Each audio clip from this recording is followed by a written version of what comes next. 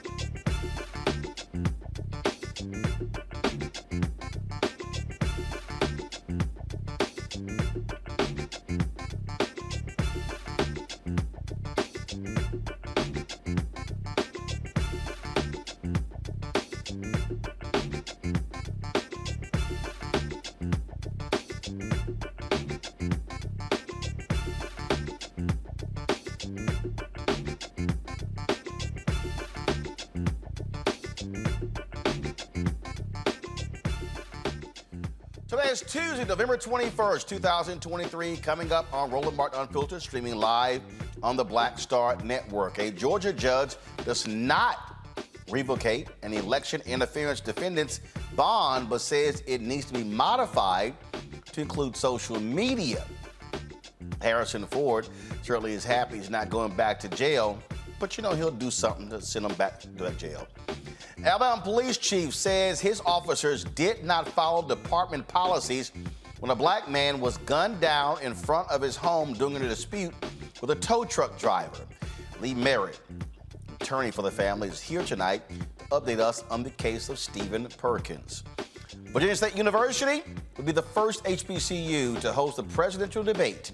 The president of VSU and the assistant vice president of government relations will join us to tell us how they secured the 2024 debate. And also, while Democrats urged the Wisconsin Supreme Court to overturn Republican-drawn legislative maps, the conservative justices questioned the timing of the redistricting challenge. This is laughable. The Senior Director of Redistricting at the Campaign Legal Center will join us, folks, talk about this here. Plus, in tonight's Marketplace segment, a black-owned company with backpacks to keep your hats from getting damaged. Oh, trust me, y'all, you're going to really love this segment. It's time to bring the funk on Roland Martin Unfiltered on the Black Star Network. Let's go. Whatever the miss, he's on it. Whatever it is, he's got the scoop, the fact, the find. And when it breaks, he's right on time and it's rolling. Best believe he's knowing. Putting it down from sports to news to politics. With entertainment just for kicks, he's rolling. It's on go, roll, roll, y'all. It's rolling Martin, yeah. Rolling with rolling now. He's funky, he's fresh, he's real, the best, you know he's rolling Martin now.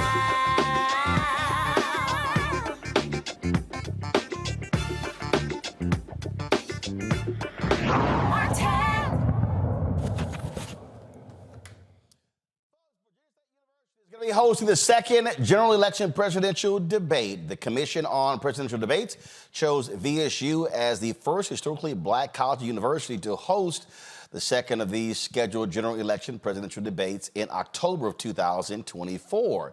Virginia State University President Dr. Nicole Abdullah and Eldon Burton, the Assistant Vice President for Government Relations, join us right now. Glad to have both of you here. First of all, Frat, congratulations. How did this happen?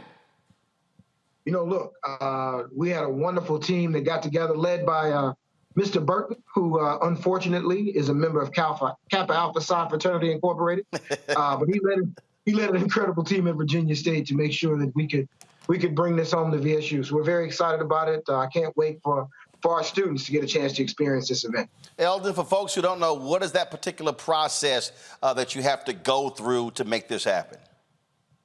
So you have to apply on they send you an application. You have to apply, and then they'll come down. They'll do a site visit. President Abdullah gave me a wonderful opportunity, a wonderful idea after we had hosted the gubernatorial debate earlier in 2021. And he said, if you can get the gubernatorial debate, then you can get the president's debate. And so I just went ahead, sent in the application. And they came toward our state-of-the-art facility and the multipurpose center, loved our campus, and I'm glad that they chose us. So, what was the process? How long did it take? And what was the application process? All the sort of stuff that goes along with that. Yeah, so we didn't know how many other schools had applied. We applied. It takes months upon months of back and forth and making sure that we have all the necessary facilities and everything that they need. We have to look into broadband and all the infrastructure that we have. And so once they get beyond that and they come down to do the site visit, we bring our teams together and we walk them through campus, and they loved our campus, and I'm glad that they saw fit to have it at Virginia State University. Now, President Abdullah, were they looking at Virginia being a battleground state, and were they looking at other universities in Virginia? Roland, I'm honest, I wish I could answer that question. I mean, I do make that assumption, but I don't know. I know that the other states that they picked, I think one is in Texas, Utah, and then in Pennsylvania. And so I don't know if politics had a role in it. I just know that our team came with the program and delivered it for us. It's a great day for Virginia State. Now, we don't know, though, if this will actually happen. If Donald Trump is the nominee, we know what happened last time. He complained about these debates, saying they were grossly unfair and did not participate in several of them. So hopefully you will have an opportunity to have that debate on the campus, Eldon. Yeah, so we know that it's not mandatory for them to participate in the debate, but we hope that the nominees will come and will participate. VSU will be ready. We will leave that up to the Commission on Presidential Debates to make happen, but VSU will be ready to lay out the orange carpet, and we're excited about the opportunity it brings for our students to be front and center and learn firsthand about this part of the democratic process. Well, Frat, here's my suggestion. We know how ornery Donald Trump is. If he's a nominee, Biden's a nominee, go ahead, and your backup plan should hit President Biden about having a major town hall on the campus just in case, because again, Trump is known to try. Look here, he's not participating in Republican debates, so let's look at a plan B just in case. Well, look, I tell you, having the whatever candidates show up, in addition to the media, to have all of the kind of national media, national candidates come to Virginia State, I think there's a lesson to be learned either way. I think having all of these adjunct professors, if you will, come to VSU to have an event, it's going to be a great day no matter who shows up. All right, then. Gentlemen, congratulations. And again, so before that, HBCUs, there were debates, Republican and Democrat, on an HBCU campus, but this will be the first time a general presidential debate is on an HBCU campus? This will be the first time that a general debate, presidential debate, will be on our campus. It'll be in the multipurpose center, the same place, Mr. Martin, where you delivered a commencement address a couple of years back. I want to thank you for that address. Thank you for your support of Virginia State, and thank you for your support of HBCUs. But in that building, we will have the presidential debate. Yes, sir. All right, then. We're certainly looking forward to it, and you can count on us broadcasting the show live from there if it happens. But if it doesn't, trust me, we'll come up with a plan B. Okay, sir, we expect you to show up anyway. We expect you to be in the house, no matter who else shows up. Oh, yeah, that's going to happen. Thanks a lot. All right. I want to introduce our panel right now. Torun Walker, founder of Context Media out of Atlanta. Joy Chaney, former executive director of the Washington Bureau and senior vice president, policy and advocacy at the National Urban League. Michael Imhotep hosts the African History Network show out of Detroit. Glad to have all three of y'all here. Joy, this is a huge, obviously this is one of those huge deals. Lots of attention sort of around this. And again, for an HBCU to be in that spotlight, I think is huge. It is mammoth. I'm a Howard graduate, so that would have also been good, but VSU deserves it. Kudos to his team. I hope everyone gets a raise, and more importantly, I hope that they get additional resources. I think where the president was leaving off was right.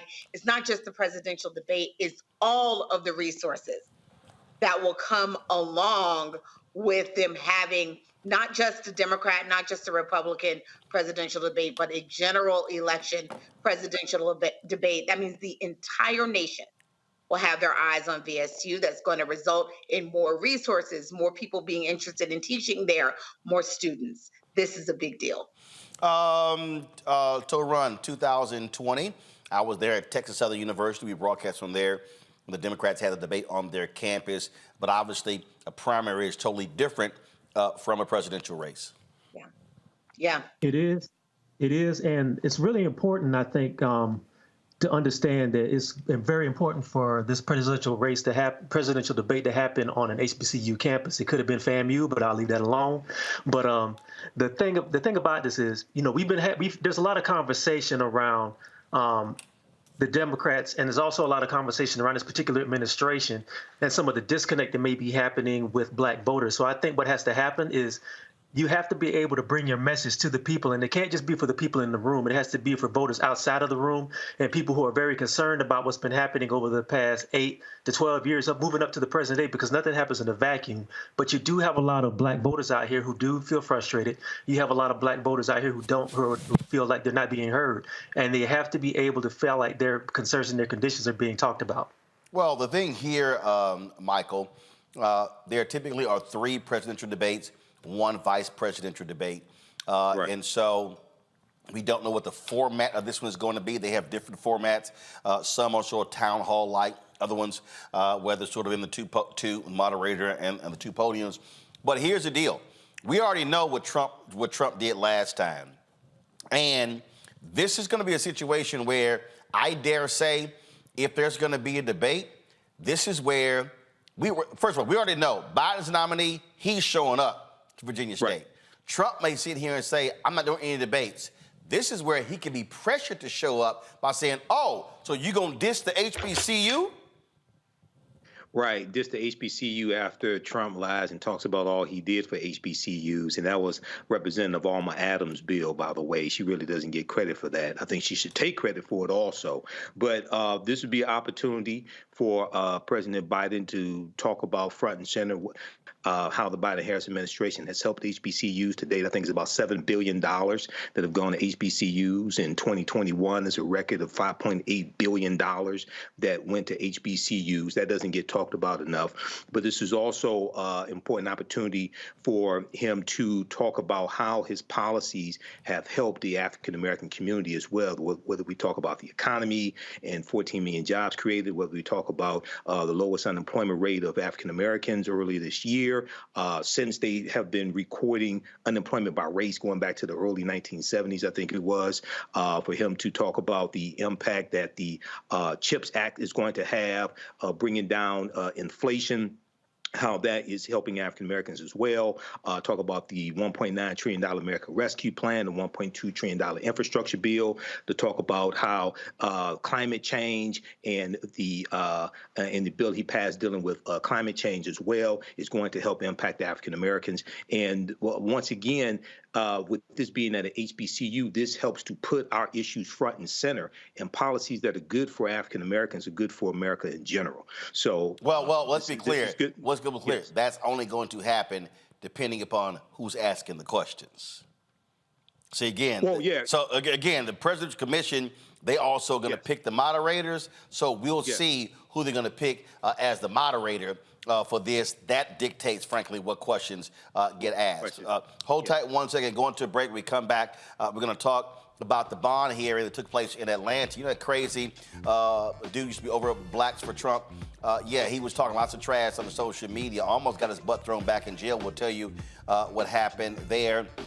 Also, I got some other stuff we're going to talk about as well. So, jam-packed show. Looking forward to a great conversation. If you're watching on YouTube, hit that like button, folks. Hit the like button. Also, be sure to join our Bring the Fuck fan club. So your chicken money order, P.O. Box 57196, Washington, D.C., 20037-0196. Cash App, $RM Unfiltered. PayPal, R Martin Unfiltered. Venmo is RM Unfiltered. Zelle, RolandSMartin.com. Roland at RolandMartinUnfiltered.com. And, of course, download the Black Star Network app, Apple phone, Android phone, Apple TV, Android TV, Roku, Amazon Fire TV, Xbox One, Samsung Smart TV. And you can also, of course, get a copy of my book, White Fear, The Browning of America is Making White Folks Lose Their Minds, available at bookstores nationwide. Get the audio version. Yep, I read it right there on Audible. We'll be right back.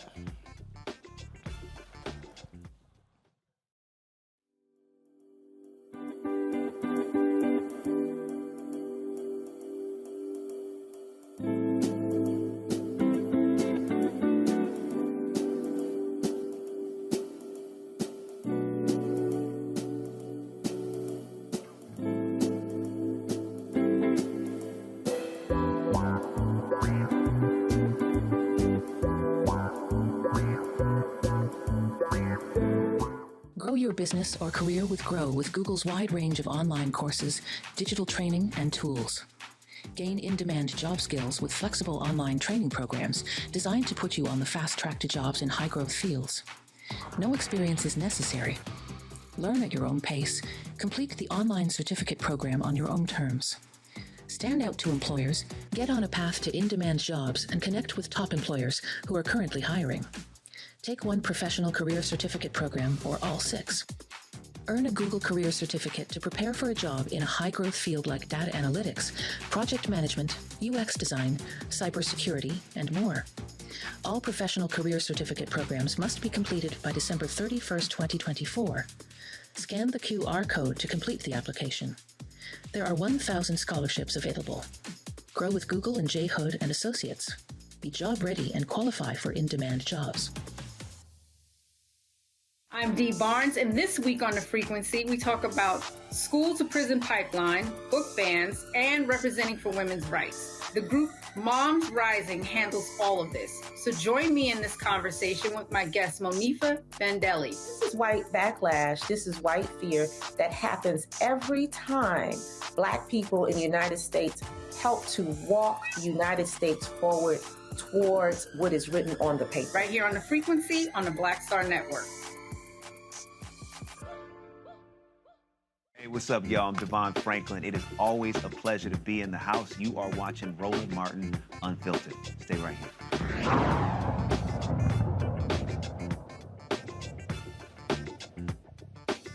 Hold on 1 second.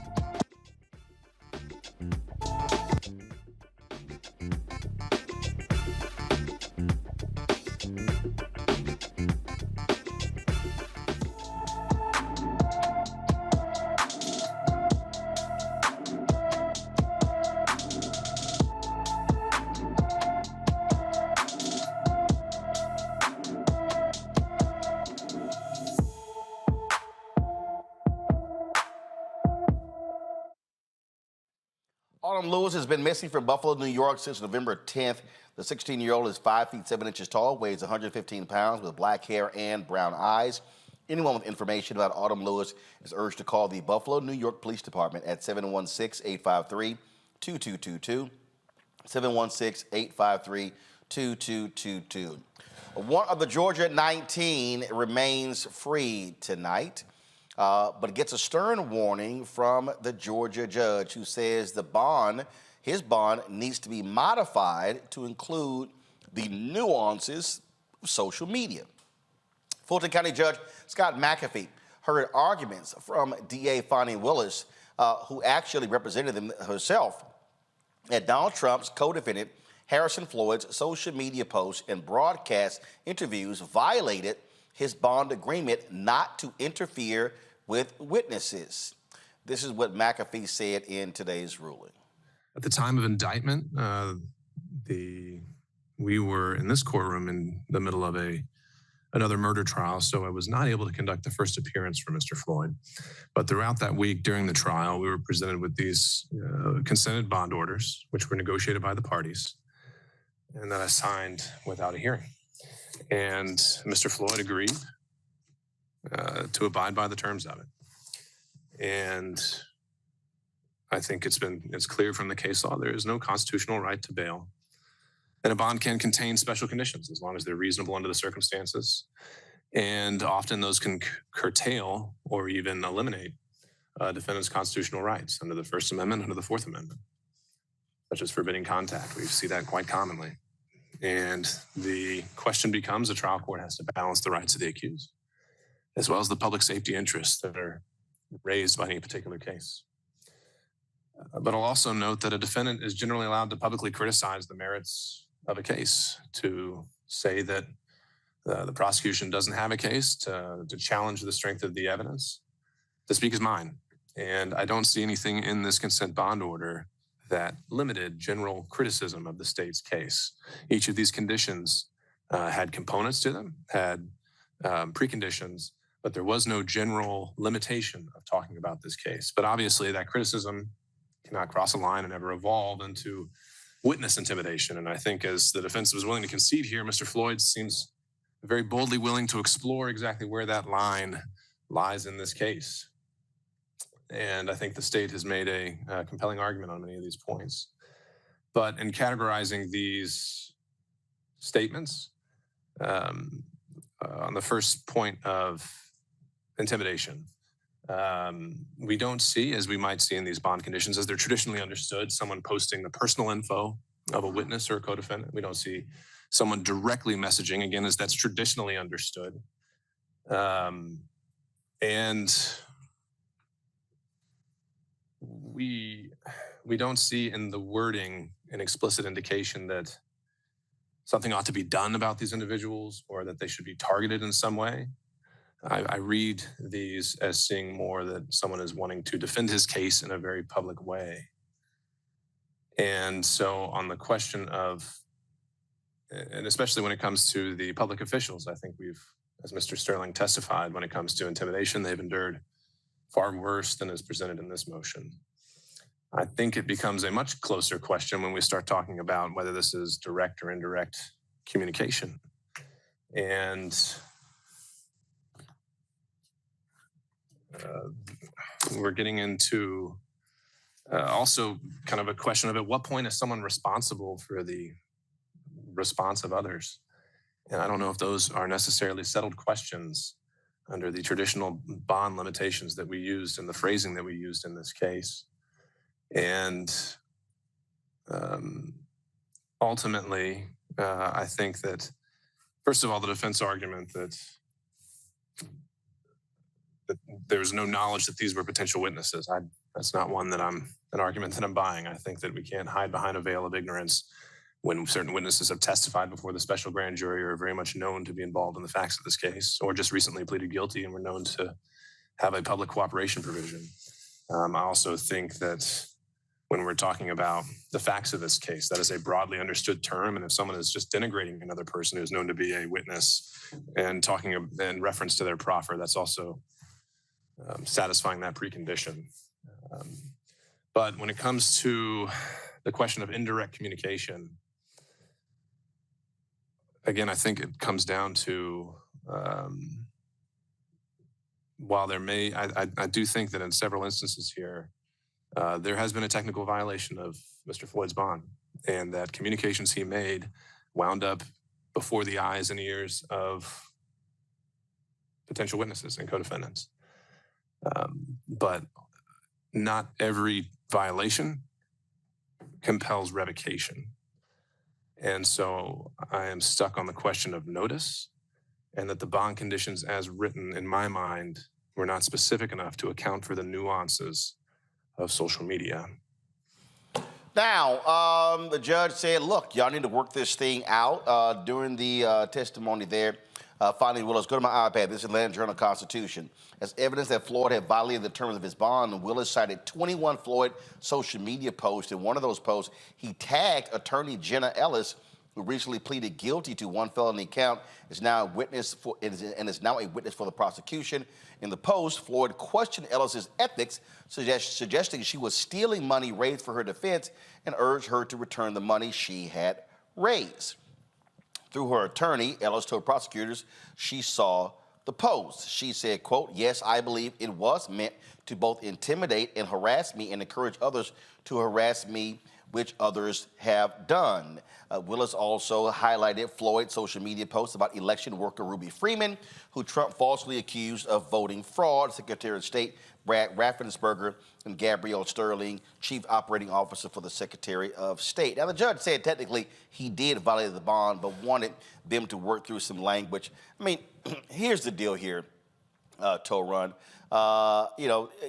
Look, the judges are saying we got to protect First Amendment rights, but what they're not going to do is allow these Trump people to do what Donald Trump does himself, which is literally attack people, especially witnesses.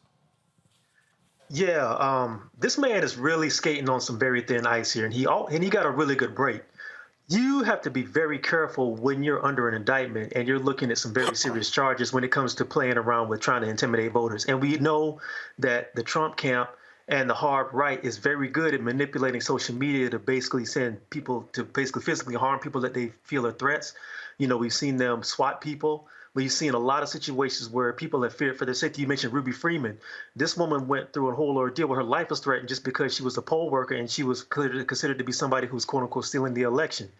And another thing is, you know, this particular situation is another object lesson that you cannot do what those people do and have brown skin and expect to get the same results. Everybody else who got picked up by the feds that day bonded out. He's the only person, as far as I know, that's still sitting there. You know what I mean? He should have been like his namesake Harrison Ford and rolled out from under that boulder before he saw it coming and stuff, but he wanted to sit there and be with his people, and we see the result. I would advise him to take the advice of his counsel. Well, Michael, when you show up looking like a leprechaun in court in that green suit, I don't know what the hell he's thinking. Well, Harrison Floyd called a break today, but as one of his attorneys said, he was walking close to the line. Okay, the social media post, especially the one directed towards Jenna Ellis, it looks like it was probably designed to intimidate co-conspirators. These are co-conspirators with his who are going to be witnesses, but we'll see how all this turns out. We'll see if there are other violations as well. But yeah, he did catch a break today. But the next time, and there probably will be other violations, okay? Because I think he's trying to be like a black Donald Trump, except broker than Donald Trump. But there will be other violations. But the next time, he may have his bail revoked. Joy? He caught a lucky break. He had a judge who was willing to be measured when it was obvious that he had gotten across the line, at least in a few of these instances. And what's worse is, what happens if someone were to act on some of his obviously foreseeable, it's foreseeable that someone might take this to be threatening. It's foreseeable that someone might act on this in a way that perhaps he wouldn't. It's foreseeable. And so someone might take those words and, God forbid, do something awful with them. So he has to be very, very careful. It would not be worth that. Moreover, if he loses his attorney, it was hard enough for him to get an attorney. It will not be much more difficult for him to get one as well. He should listen to the advice of counsel. He should shut up. Well, when you think that you are a black Donald Trump, that's a little more hard to do, but that's what you have. But he's going to take it all the way, and so I can't wait till he gets convicted and thrown in jail for being dumb. So we'll see what happens. All right, y'all, when we come back, we're going to talk about this case that, when you look, it's just unbelievable. Frankly, a brother was ambushed, ambushed by cops as they helped a tow truck driver snatch his vehicle. Wait till we show you what the police chief had to say today about the actions of his officers. You're watching Roland Martin Unfiltered right here on the Black Star Network. On the next Get Wealthy with me, Deborah Owens, have you ever had $1 million idea and wondered how to bring it to life? Well, it's all about turning problems into opportunities. On our next Get Wealthy, you'll learn of a woman who identified the overload bag syndrome, and now she's taking that money to the bank through global sales in major department stores. And I was just struggling with 2 or 3 bags on the train. And I looked around on the train and I said, you know what? There are a lot of women that are carrying two or 3 bags. That's right here on Get Wealthy, only on Black Star Network.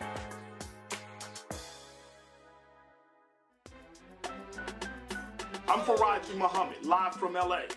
And this is The Culture. The Culture is a two-way conversation. You and me. We talk about the stories, politics, the good, the bad, and the downright ugly. So join our community every day at 3 p.m. Eastern and let your voice be heard. Hey, we're all in this together. So let's talk about it and see what kind of trouble we can get into. It's The Culture, weekdays at 3, only on the Black Star Network. Hi, I'm Dr. Jackie Hood Martin, and I have a question for you. Ever feel as if your life is teetering and the weight and pressure of the world is consistently on your shoulders? Well, let me tell you, living a balanced life isn't easy. Join me each Tuesday on Black Star Network for A Balanced Life with Dr. Jackie. We'll laugh together, cry together, pull ourselves together, and cheer each other on. So join me for new shows each Tuesday on Black Star Network, A Balanced Life with Dr. Jackie.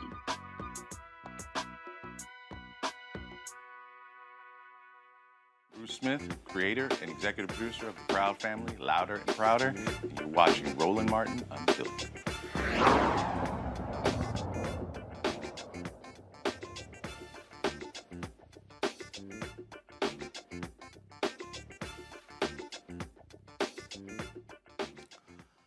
An Alabama police chief says his officers violated department policies when they shot and killed a black man during a dispute with a tow truck driver. Steve Perkins died on September 29th when cops were called to his home because a tow truck driver was trying to repossess a vehicle. That driver reported that he was being threatened with a gun. Family and friends say the repossession was a mistake. The unnamed officer who fired the fatal shot remains on paid administrative leave. Now, we talked about this beforehand, so folks, let's cue the video up so you can understand what actually took place here. The tow truck driver arrived on the scene, says he was threatened. But here's the problem. When he came back, video reveals, and we show the video, where officers were literally hiding behind vehicles, waiting for the driver to come back up. Come on, guys, roll a video. So here's right here. So Here are officers waiting behind these vehicles. Car pulls up, and then all of a sudden, then a shot is fired.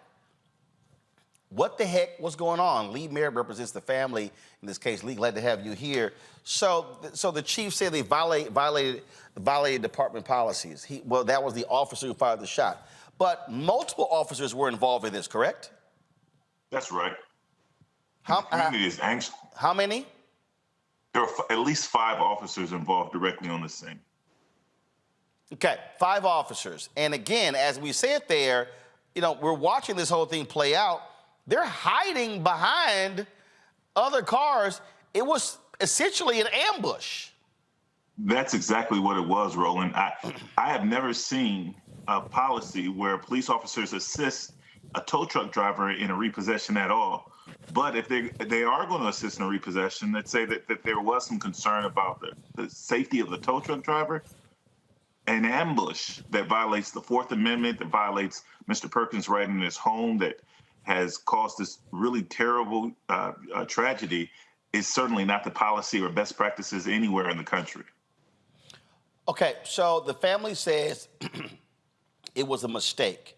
Was it? Have y'all communicated with the car company? Was it a mistaken repossession? It certainly was a mistaken repossession. The family has been granted the vehicle back. One of the more callous aspects of what happened that night is after they got done gunning Steve Perkins down in his front yard, they went ahead with the tow. And so the family was able to recover that car because the car was not, in fact, in repossession. It was a mistake. And so the tow truck company and the financial officer responsible for that car being in repossession status is also named in the family's federal civil rights suit. So we clearly had a mistake, and that mistake, coupled with these officers assisting this tow truck driver by essentially setting up an ambush, that has left a black man dead. That's exactly it. And in America, generally that means that these officers will be acquitted.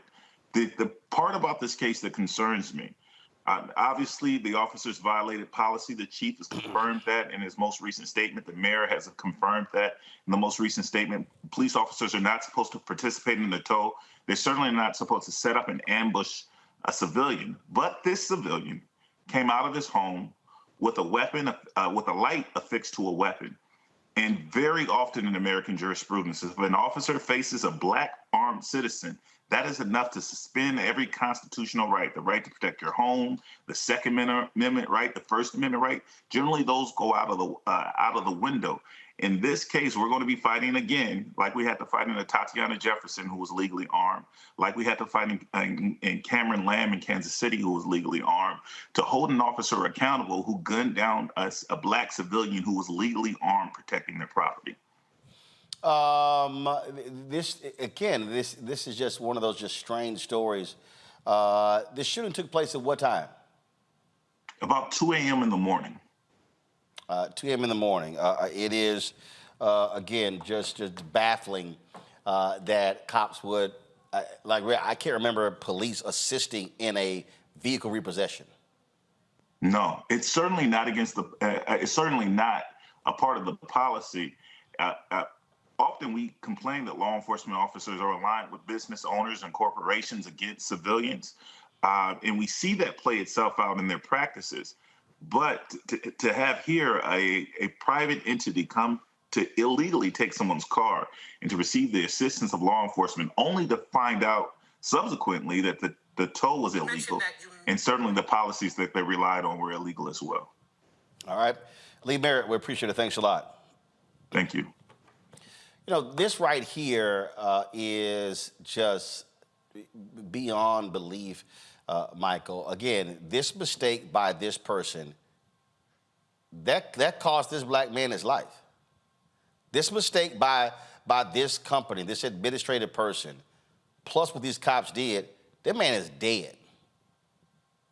Yeah, I know the attorney there, Lee Merritt, said that usually in a situation like this, those officers get off. Hopefully, hopefully they won't in this case, but we'll see what happens in court. But also, I know there's going to be a civil lawsuit as well.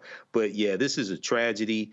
It was apparently the car should not have been towed, but also, yeah, I've never heard of a situation where police officers assist in a repossession of a vehicle as well. So this looked like wrong on so many levels here. So hopefully some level of justice will come from this as well. Ron, again, I just sort of just shake my head and you just sit here and go, only the black people. Happens only to black people. First of all, I want to say, rest in power to that brother who lost his life. But I've talked about this a lot of times. If you are black and male in America, your skin is the weapon. And I've never heard, like the brother said before, and like Attorney Merritt said, if this was a simple repossession, why do you need cops to come assist you with that? I could see if it was called in as a theft or if it was called in as something like a break-in. But this was a repossession. Why not just go up, try to contact this man, and then leave? And why were they hiding behind cars? And basically, it looks like they ambushed this man, as you said, to basically take his life over a vehicle. You know what I mean? And how come only one officer is being charged? It seems like what they're trying to do is throw this one officer to the wolves, and then so the other ones can get off and everything, and they can make this a tidy case and hope just make it case closed. What has to happen, I think, is there has to be light on this case. There has to be aggressively pursued, and there has to be more media light on this, because these sort of things happen in small towns in the South all over the country. I mean, all over the South. This is a tradition, and this can't happen here. And here's his family, Joy, having to pick up the pieces, had to bury a loved one, and now having to demand answers because somebody screwed up and said repossess his vehicle. And here he is again. Someone's coming there. He's defending his property. Correct. In the middle of the night. Let me just tell you what. Let me just say this. This is why many even oppose the idea of repossessions, because the value of that car is significantly diminished, right? Who knows how long he's even had it. So we need to reduce these kinds of interactions and altercations to begin with. So a lot of questions there. Two, if you felt that the tow truck driver was in danger, why would you send him back hiding behind him? A civilian, it's outrageous. And then to ambush this man carrying a legal weapon is completely un-American. And what I have not heard from, has the NRA said anything in defense of this law-abiding citizen protecting his property in the middle of the night, his property and his family? He didn't know who was coming to his door. This was wrong. This was tragic. And I can only imagine how he must have felt, already frustrated. Something financial might have happened that even led him. I know we focused on the fact that it was a wrong repossession, but what if it were a real repossession? It still wouldn't have been okay. It still wouldn't have been worth his life. It was too valuable. I certainly hope that there are people lose their jobs, perhaps even their freedom. When you are a police officer, breaking policy has to mean more than an administrative tap on the wrist. This was unacceptable. This resulted in someone's life. You must feel the pain of this mistake. All right, folks, hold tight 1 second. I got to go to break. When we come back, we got lots to talk about on today's show, including this case out of Wisconsin. So Republicans, they big mad that Democrats now have a 4-3 majority on the Wisconsin State Supreme Court, and they do not want them to get rid of political gerrymandering. We'll talk about that right here on Roland Martin Unfiltered. Folks, do not forget, support us in what we do. It's critically important that you support us by joining our Bring the Funk fan club. We are $240,000 under where we are last year. Now, this is what we asked, 20,000 of our fans to contribute on average $50 each. That comes out to be $4.19 a month, 13 cents a day. So not only are you getting this show 2 hours a day, you're getting Faraji Muhammad's show 2 hours a day. You're getting weekly shows from Deborah Owens, from Dee Barnes, Jackie Hood Martin, Greg Carr, Stephanie Humphrey, Rolling with Roland. You're getting the live events that we cover, all of that, folks. There is no other black-owned media outlet. Let me be perfectly clear. There's no other black-owned media outlet that does the amount of original content we do every single day. Not Ebony, not Essence, not Black Enterprise, not Urban One, not Blavity, not Degrio, any of them. And so we are building this black-owned digital media network because we know information is power, and we believe you need to be getting it unfiltered from an independent source. I don't have millionaires and billionaires cutting checks funding us. I would love to have the case like these Republicans who are giving $7, $10, $15, $20 million to these many outlets. We ain't got none of that, folks. Literally, our monthly costs are $195,000. We're fighting the good fight when it comes to advertising as well, but that is not easy. You might have seen the last few days. Matter of fact, we're going to talk about it as well. All of these companies that are pulling their advertising from Twitter, or which is now called X. It's amazing. Most of these people don't spend any money with black-owned media. But they're always telling us brand safe. And so that's the battle that we are in. So please, send your check and money orders to P.O. Box 57196, Washington, D.C., 20037-0196. Cash App, $RM Unfiltered, PayPal, R Martin Unfiltered. Venmo is RM Unfiltered, Zelle. Roland at RolandSMartin.com, Roland at RolandMartinUnfiltered.com. We'll be right back. Next on the Black Table, with me, Greg Carr, working under the constant threat of violence. Nearly 50 bomb threats over dozens of HBCU campuses. In 2022, we'll talk to our HBCU Master Teacher Roundtable about the stress, the strain, the frustrating lack of answers, and real community-grounded solutions to the threat of violence we face at HBCUs today. Join us for the Black Table, only on the Black Star Network.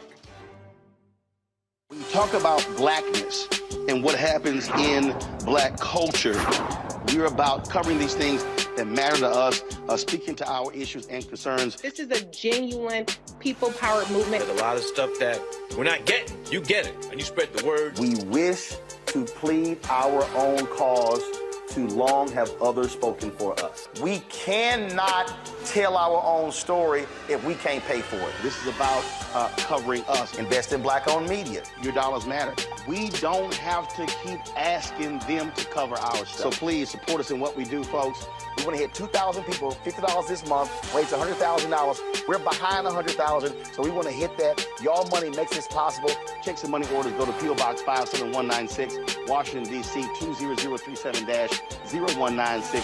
The Cash App is $RM Unfiltered. PayPal is R Martin Unfiltered. Venmo is RM Unfiltered. Zelle is Roland at RolandSMartin.com.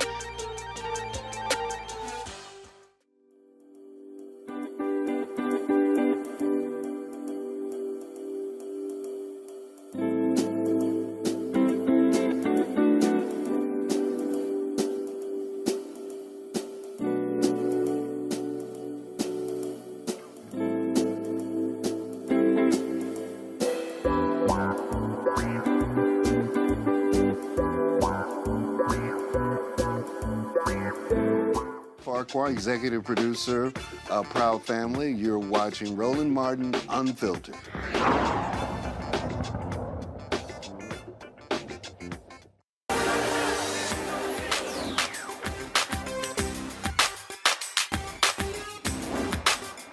We've been frozen out.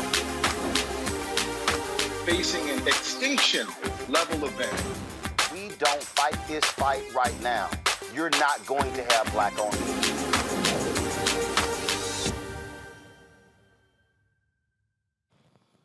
All right, folks, so you heard me talk about the battle that we are always fighting when it comes to advertising dollars. And I'm sending some text messages to some people about this segment as we speak. And what's interesting to me, and just so y'all understand how this game works, you know, we often hear from these people, they're saying, oh, brand safe, brand safe, brand safe, brand safe, you know, so y'all cover the news, controversial, you know, Roland, you're very opinionated, so brand safe, brand safe. Yet, what's interesting to me is where they do spend their money. If y'all actually record all the Fox News shows for 24 hours, and you're gonna see a whole bunch of 1-800 commercials, a bunch of direct marketing, but you're also gonna see some major commercials. For instance, do y'all know Mercedes-Benz actually has a sponsored segment on The Five? And they say some of the most foul, shameful stuff every single day. So, Elon Musk Twitter, I don't give a shit calling it X, whatever the hell, is having some issues because the folks at Media Matters reported on how they were placing ads next to what they described as anti-Semitic content. Because Elon Musk endorsed these anti-Semitic posts, and he tried to say he didn't. So here's what's happened. Go to my iPad. This is the New York Times story. Advertisers flee X as outcry over Musk endorsement of anti-Semitic post grows. Disney, Apple, Paramount, and Lionsgate halted marketing on X, formerly Twitter, as Elon Musk faced a furor over anti-Semitic abuse on his social media platform. And then when you go through here, it's interesting. Disney said it was pausing spending on X, as did Lionsgate, the entertainment and film distribution company, and Paramount Global, the media giant that owns CBS. Apple, which spends tens of millions of dollars a year on X, also suspended advertising on the platform, a person with knowledge of the situation said. They followed IBM, which cut its spending with X on Thursday, and there are a bunch of other advertisers. So here's what I find to be interesting. You know, I put this tweet out there, and I said, well, you know, while the people are cutting advertising on Twitter, why are they supporting black-owned media? You know, I go through here, and I see, you know, I see Lionsgate. This is the same Lionsgate that has, y'all know Lionsgate owns Stars, right? It's the same Lionsgate, got all them black shows. They got all them power shows from 50 Cent, and Courtney Kemp. They got all these shows. And we reached out to them in the last couple of years. Not a penny. Now, they always want their stars to come on the show. See, I keep telling y'all, see, they value my platform enough to want the stars of their shows to come on, but they don't value us enough to spend money with us. I sit here and, you know, like, I see Apple. Look, you know, we did a deal earlier this year. It was in June, I think, with Apple, was for Swagger. I'll tell you, it was a $10,000 deal. It wasn't a major deal. But they're spending tens of millions of dollars a year on X.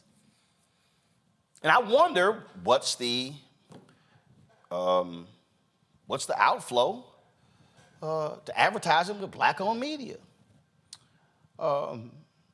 Paramount, they all want us to watch, you know, the remake of The Fresh Prince of Bel-Air and all their different shows.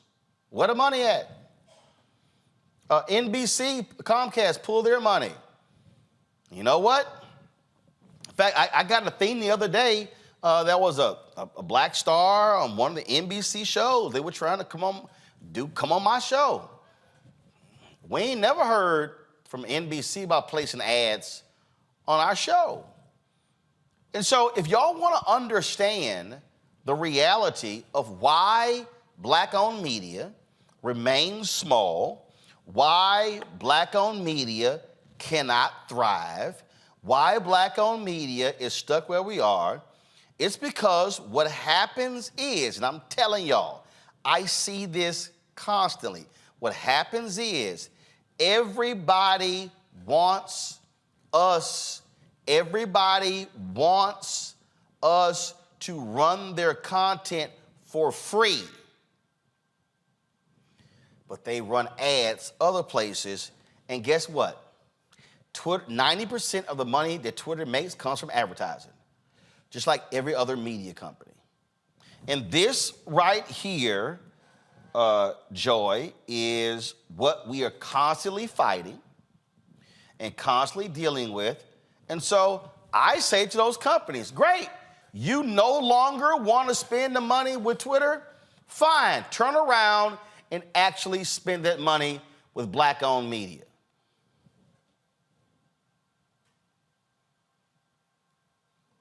Joy, you're muted.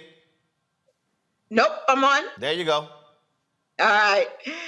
Black, showrunners, Black people with influence really need to be saying, we're calling out the companies that we work with, and we're saying, we want to work with you, but we need to see you giving back to our communities. Black people are really starting to ask, we don't want to just be consumers. We want to be owners. We want to control our media. When diversity is important, despite what the Supreme Court says, we need it in the media. It changes the stories that get told. It changes who controls the narrative. And so, we're going to have to start deciding whether we want to support companies who are admittedly saying, we support folks who for a long time, X has been doing, when it was Twitter, even now, it has been doing plenty to give these companies pause about whether they should be advertising. The fact that most of us don't have another place to go to reach the world but them is also alarming. And it's because all of the advertising dollars are going towards this awful platform. It's time. And hopefully the rest of us can follow. I know I've been considering backing off. We need them to then turn somewhere. And I think this network is just the place to do it, Roland. You got your number? And I'm seeing some people's comments. I love people always got something to say. And they're talking about, it's a return on the investment. Black people watch more TV than anybody else. So the reality is this here. We are the consumer. I saw a video from George Fraser earlier today. I'll try to find it. And the bottom line is, man, we driving all of this. We are the ultimate consumers. We're the ultimate consumers. And we are making everybody else rich, these companies rich. Like, I saw a story, matter of fact, today. Tubi, growth is up 30%. Oh, they targeting Black people left and right. Guess who owns Tubi? Rupert Murdoch. Fox Corporation. Fox Corporation. Black folks built to run the Fox network, but in Living Color and Rock and all those shows with the local stations they own. That's how they were able to launch Fox News. And here we are running around, blowing Tubi up, and same thing is happening.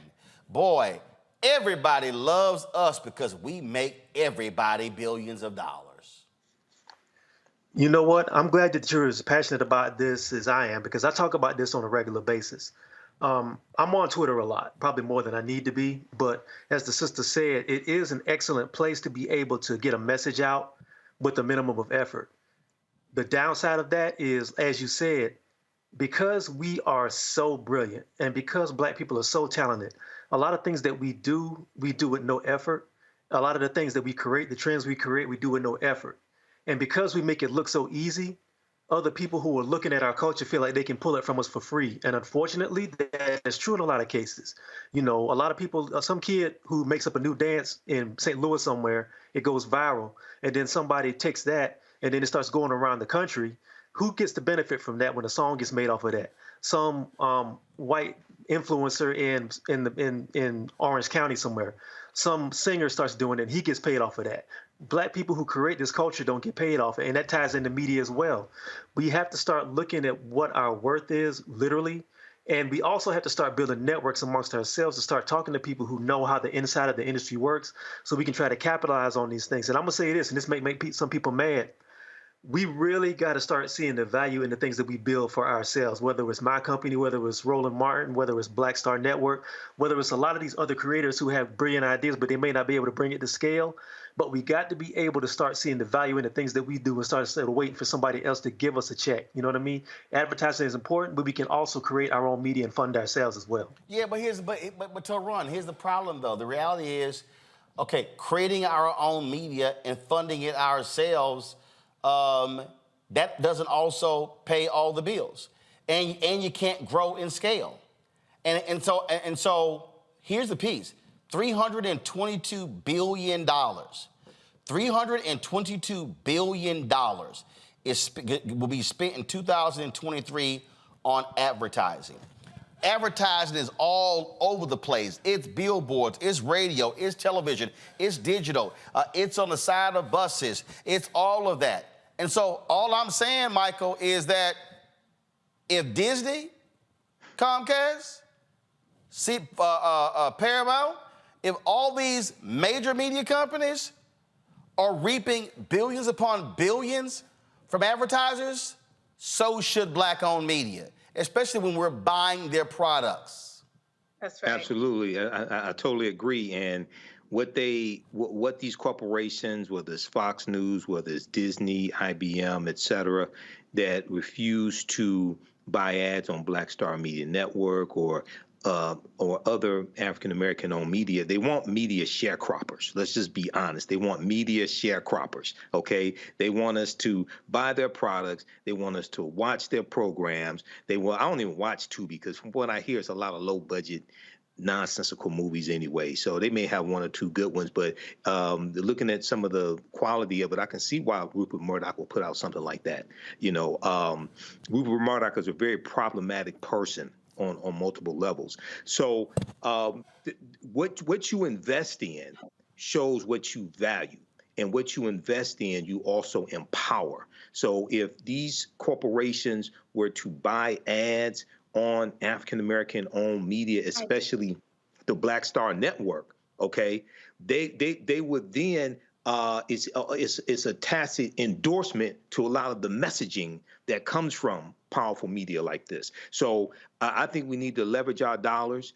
We need to put pressure on these corporations, and we need to go back and study what Reverend Jesse Jackson did with Rainbow Push in, it was either 1980, 1981, with that nationwide economic boycott of Coca-Cola. That nationwide economic boycott of Coca-Cola, and what he was able to get from Coca-Cola as a result of that. So you know, to echo Dr. King, we always have to anchor our external direct action with the power of economic withdrawal. We have to do that here as well with these corporations. Final comment I'll say on this here, to all you Simple Simon Black people who I see commenting, who say, oh, well, if the viewership was there, then the money would be there. Let me tell y'all how dumb y'all are. On YouTube alone, because again, I just don't, some of y'all don't pay any attention whatsoever to facts. And that's why I got to sit here and correct some of y'all on your silliness because some of y'all just say just dumb stuff and you ain't checked no facts. This here is called YouTube Studio. This gives us a snapshot of how we do. In the last 28 days, the average that we've done is 6.8 million views. Now, mind y'all, we got our own app. We stream on Facebook, Instagram, Twitch. Plus, we got 4 fast channels, so we're all over. So it's 6.8 million in the last 28 days. The last 90 days, we've done 25,621,471 views. In the last year, on YouTube alone, we've done 112.4 million views. Now, try that bullshit with me again, saying we don't have the numbers. We got the numbers, we don't have the money. Right. That's the fact. All right, folks, hold tight 1 second. We come back. We're going to talk about what's happening in Wisconsin. Boy, Republicans, they are not happy that Democrats got a 4-3 majority on the state Supreme Court. And they're like, how dare y'all bring this gerrymandering case back up? They ain't say that in North Carolina when they took control of that court and immediately reversed 3 decisions that were decided 3 months earlier. We'll talk about political gerrymandering in Wisconsin and how that could change the balance of power in that state. You're watching Roland Martin Unfiltered on the Black Star Network. Hatred on the streets, a horrific scene, a white nationalist rally that descended into deadly violence. White people are losing their damn minds. As an angry pro-Trump mob storms the U.S. Capitol, we've seen shots. We're about to see the rise of what I call white minority resistance. We have seen white folks in this country who simply cannot tolerate black folks voting. I think what we're seeing is the inevitable result of violent denial. This is part of American history. Every time that people of color have made progress, whether real or symbolic, there has been what Carol Anderson at Emory University calls white rage as a backlash. This is the rise of the Proud Boys and the Boogaloo Boys. America, there's going to be more of this. Here's all the Proud Boys, guys. This country is getting increasingly racist in its behaviors and its attitudes because of the fear of white people. The fear that they're taking our jobs, they're taking our resources, they're taking our women. This is white fear.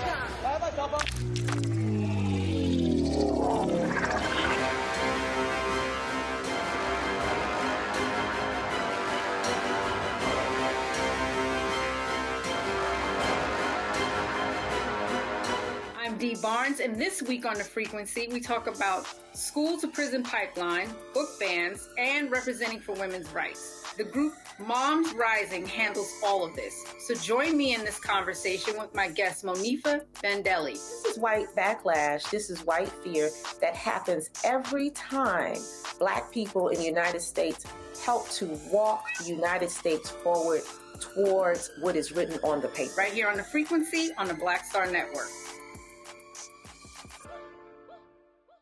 Me, Sherry Shepard, and you know what you're watching, Roland Martin Unfiltered.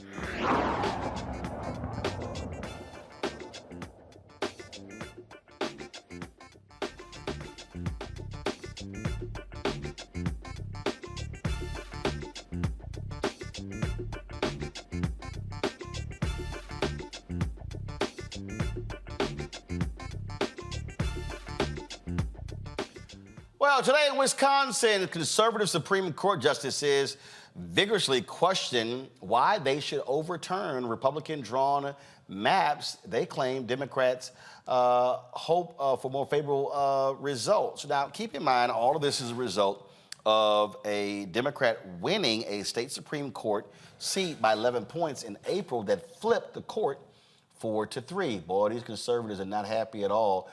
They even said, this is wrong. This is, if you would be doing this, if the results hadn't changed. And the attorney said, no, that's not true. We would still be filing these suits. They point blank say how they impact and how they, frankly, are written in support of Republicans. And folks, it's not even close. It's not even close what the Republicans have done. They have literally gerrymandered themselves into absolute power. You look at the votes cast. Democrats can win 55% of all the votes in the state, and they still will not be in power. Republicans control the Senate 22-11. They dominate the legislature, and you know what they then do? They then block the Democratic governor from doing what he wants to do. They strip power from other Democrats elected statewide as a way to punish them as a result of this. Mark Gaber is the Senior Director of Redistricting at the Campaign Legal Center, joins us from Madison. And Mark, this is, first of all, I love how Republicans get power and then go, elections have consequences. Then get mad when Democrats win and Democrats go, guess what? Our turn. Yeah, well, Roland, you summed it up well for how extreme the situation in Wisconsin is. And by the way, I wish you hadn't told me you had 7 million people watching this before we started. But you're right. I mean, the gerrymander in Wisconsin is more extreme than we see anywhere else in the country. The Wisconsin is a swing state. We've seen this in every presidential election. Going back to 2000, it's usually decided by 10,000, 20,000 votes. And this last election, Governor Evers won by the largest margin of any of the candidates on the ballot. I think he got like 52% maybe. And he carried 38 of the 99 districts in the assembly. Meanwhile, Ron Johnson, the Republican Senate candidate, won by a smaller margin over Mandela Barnes. 26,000 votes. Yep, exactly. And you know what? Ron Johnson carried, I think, 23 or 22 of the 33 Senate seats. He carried 70% of the Senate seats, winning 51% of the votes. So the situation in Wisconsin is egregious. The case today, ironically, was actually about a different legal issue. It's about whether the districts are detached pieces, whether they're contiguous, and I can regale you about that. But that was the legal argument today. But the two things go hand in hand. This is an NBC story right here. I love this here. They said hold on, let me pull it up right here because it's laughable when I see it. They say some have compared the state's map to Swiss cheese. And they were arguing over the concept of contiguity and how the map should be applied. And we know how the game is being played. They will create these districts. They'll be snaking through, grabbing people from different places. And Wisconsin is so sadistic. They were one of the first states where, and I forgot the dude, he died, and his daughter turned over his laptop. They were one of the first states that used algorithms to create the districts. Now, I remember reading a story because there was a Republican who complained about that. And what they did was they said that what they would tell the Republicans, okay, you could come to this office to look at the maps. You were sworn to secrecy, couldn't take anything with you, and they showed how they used computers to parse the maps to create this super majority. That's what they did. Has nothing to do with the will of the people. It was all about how can we completely have power. That's right. What they did in 2011 was made it so that voting would no longer matter in Wisconsin. That it didn't matter how the people voted. It didn't matter whether they swung from Democrat to Republican. Even when some Republicans would decide, hey, we're going to vote for the Democrats this year. We think we want to change. We want to send a message. Didn't matter. There was one election in 2010. And after that election, the Republicans got in charge, and then we were done with having elections matter in Wisconsin.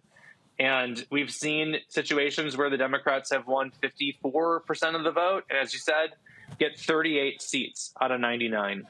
And this was done in the most extreme way in secrecy, as you said. We found out about this because of a lawsuit, and were able to get discovery of what exactly happened with the secretive meetings at the law firm across the street from the Capitol.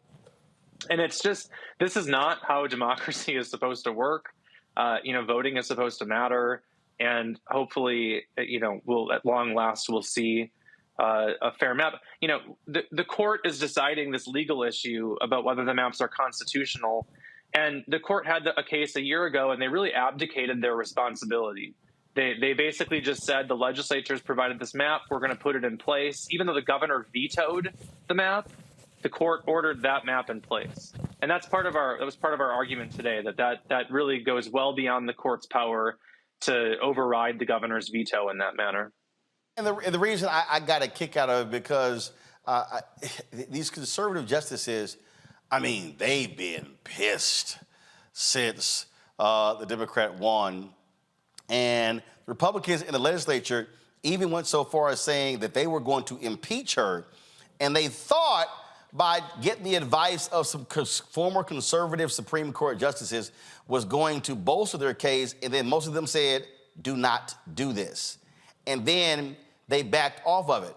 And so what they're really saying is, we love it when we win, we hate it when you win, and so therefore we will do whatever we want to ensure that we remain in power. Even to the point where some of these Supreme Court justices got angry that the majority was deciding to move forward with, mundane things in the building. And it's kind of like, well, that's what happens when you got the majority. I mean, 4-3, 5-4, hello. Well, look, I make it a practice of not talking about the justices or the judges I appear in front of. But the legislature did make this argument that Justice Protasewicz should recuse. And it really was just a frivolous argument, and I think disrespectful, both of Justice Protasewicz and of the court as an institution. There's just no legitimate argument to say that the new justice shouldn't be able to hear a case. The people of Wisconsin elected her to hear cases that come before the Supreme She won by 11 points. That was a blowout.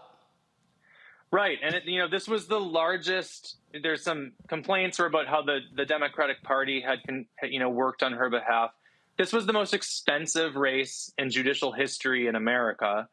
And the same thing can be said about every other election for the Wisconsin Supreme Court. They were not the most expensive, but they each got, on all sides, got money from various political parties. Yet no one is saying that those justices shouldn't be hearing the case.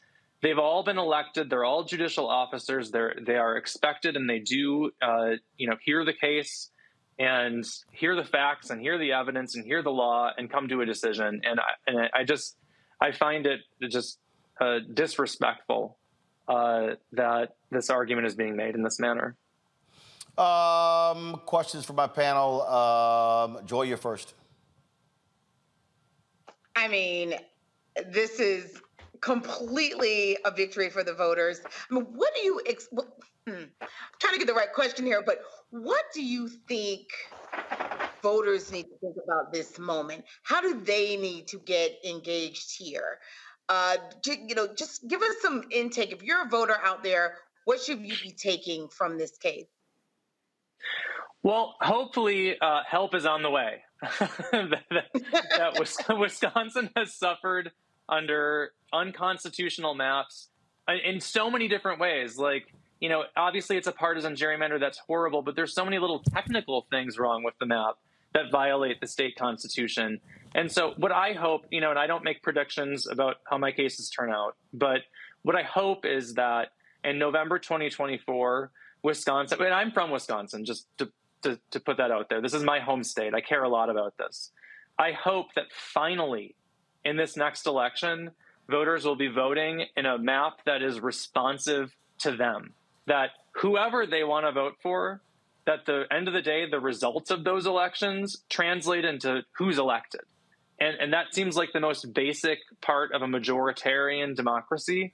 And I'm really hopeful that we'll get that. So what I would say is, turn out in 2024, help is on the way, and hopefully we'll have a map in place for you that finally reflects the democracy that the state's supposed to be. Michael? Your vote matters. Your vote matters. Yes. All right, Attorney Gaber. So if the Wisconsin Supreme Court overturns these gerrymandered legislative maps, can you talk about policies that are pressing in Wisconsin that could be affected or could be put in place if you can get the right people in place, get more Democrats in place, et cetera? Can you talk about how this can result in policy changes that impact people in Wisconsin, especially African Americans, if possible? Yeah, let me give you an example. In our litigation that's before the court right now, there was what's an amicus brief. It's a friend of the court brief that was filed by mothers of children who suffer from lead poisoning in Milwaukee.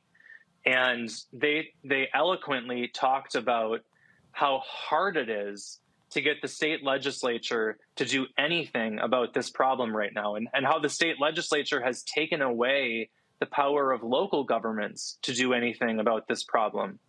And one of the things that just struck me is they said that because of the gerrymander, what they're having to do is go into suburban white communities and go to churches and ask suburban white women to call their legislators and, you know, Republicans in the suburb and try to get them to care about this.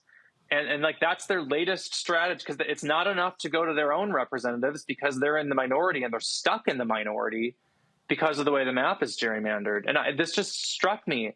You know, you ought to be able to go to your own legislator and have them have in a swing state and have them have the chance to build a coalition of, you know, well-meaning people.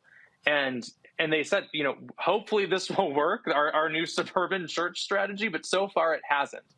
And I was just so struck by that, as what a real example of the harm that comes. It's not just about Democrats and Republicans. Like, this harms people and their daily lives and their ability to protect their families from environmental dangers.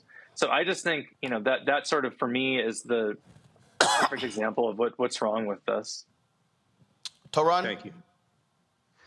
I don't believe anything happens in a vacuum, and it seems like what you're describing is happening in Wisconsin is sort of a pattern of balkanization and gerrymandering that's happening across the country, where right-wingers want to kind of break up the votes in every sitting location.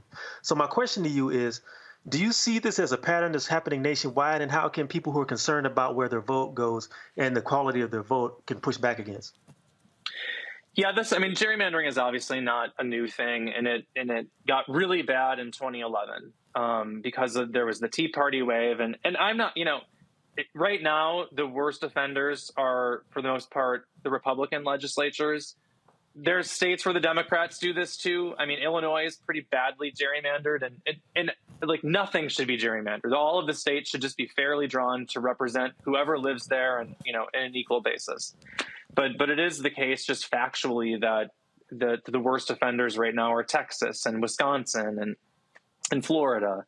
But there is hope. Over the past decade, a lot of states, voters in states, particularly states that allow voters to pass initiatives at the ballot box, so Michigan and Colorado and other states. Ohio is going to have one here in the next election.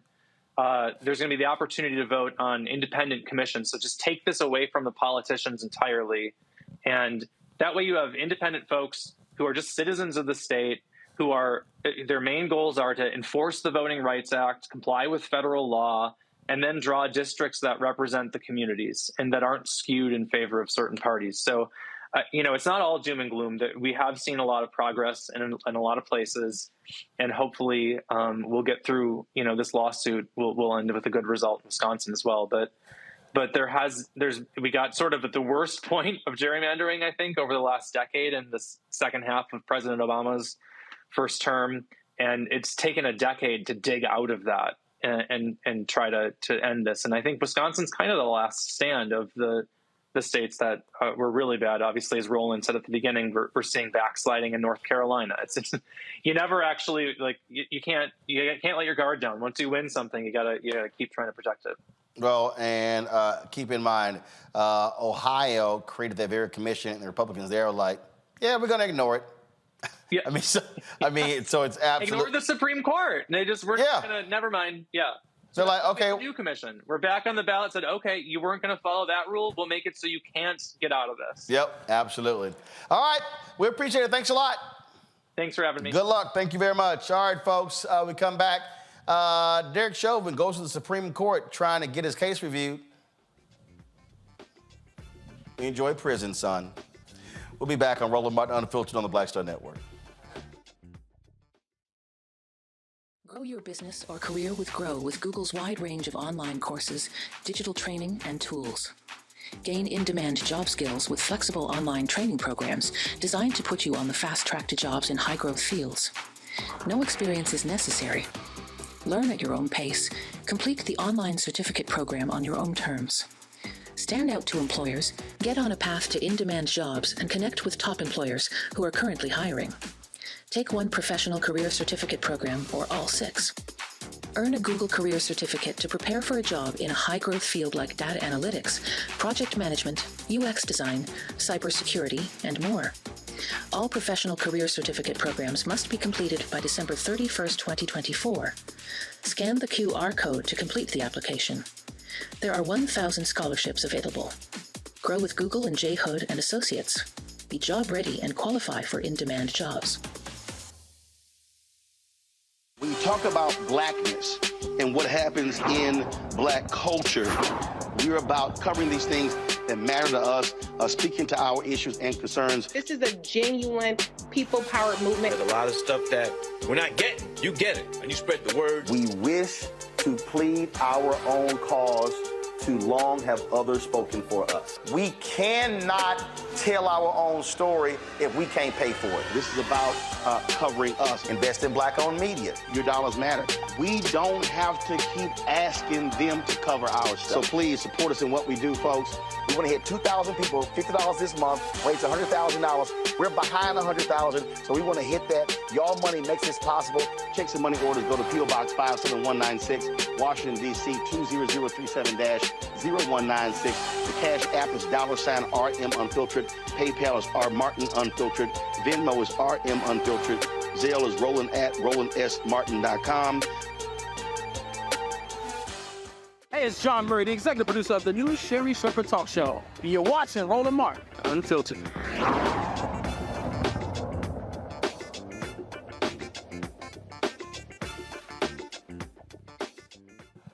The U.S. Supreme Court turned down a request to review the conviction of former Minneapolis police officer Derek Chauvin, who was found guilty in the death of George Floyd. He is serving 22 and a half years in prison for second-degree murder, third-degree murder, and second-degree manslaughter for the May 25th, 2020 killing of Floyd. Chauvin's attorneys said in their appeal that the former officer suffered from prejudicial pretrial publicity and that he was denied a venue change, suggesting jurors lean toward conviction to avoid civil unrest instead of actual guilt. Nalto run, they pretty much got it right. Yo, punk ass guilty. You would come to me first, let him rot. I don't care if he needs to stay in there until they drag him out. I never will forget where me and some friends were sitting around when the verdict came down, because, you know, we know the way the system works here. There's no guarantee of anything. And I'll never forget that look on his face when he got that sentence and his eyes bugged out, like, who, me? I'm a white man. I'm not supposed to, this isn't supposed to happen to me. And it's just kind of wild that, I shouldn't say I'm surprised, because, you know, when you have the audacity to take someone's life, when somebody's begging you and screaming at you to take your knee off their neck, of course you're going to try to use the system and feel like there's a miscarriage of justice. But no, he got what he got. He gets what he gets, and he needs to stay there until they carry him out the box. I hope he got lots of cigarettes. Absolutely. Let's go to Chicago, folks, where a former Cook County judge is facing felony charges. So prosecutors say she allegedly stole $300,000 from a Tuskegee Airman. Go to my iPad. Of course, she was this is a World War II vet. This is the Chicago Sun-Times story. And again, she used to be a judge in the courthouse, came back to face criminal charges. And they say she took more than $100,000 from the financial accounts of Oscar Wilkerson Jr. It took place over a couple of years. She was given control of his finances when he moved into a nursing home. Now, she was the head of Child Protective Division, the Cook County Juvenile System, until she, retired. She's the niece of, so this is absolutely crazy, folks, this happened. Just, again, it's crazy. Now, she's the niece of Wilkerson's former wife. And he died in February, a day before his 97th birthday, as you see.